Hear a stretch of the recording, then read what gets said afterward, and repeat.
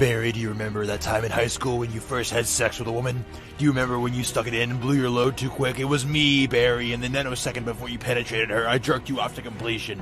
Barry, do you remember that time where you got hard just from looking at your mother? It was me, Barry, I waited and watched until you glanced at her, then jerked you to hardness. I made you Oedipus, Barry. Barry, do you remember when your mother was bathing you and your brother in the tub, but you had to get out of the tub early because your brother peed in the water? It was me, Barry, I was the one that peed in the tub. Barry, do you remember when you came, shit, farted, and pissed yourself all at the same time? It was me, Barry, I made you into the cum, shit, fart, piss man. Remember that time you tried to make a Comfy Simpsons thread and it got derailed by Sneed posters? It was me, Barry, I and the Rogues derailed your thread. Barry, do you remember the time you tried to share your genuine opinion about cartoons on 4chan and got mocked for having different opinions? It was me, Barry, I was anonymous. Barry, do you remember when you woke up with a sore ass that one morning when you were 6? It was me, Barry. I don't like this one very much. Remember that magnificent microwave casserole you had in your freezer?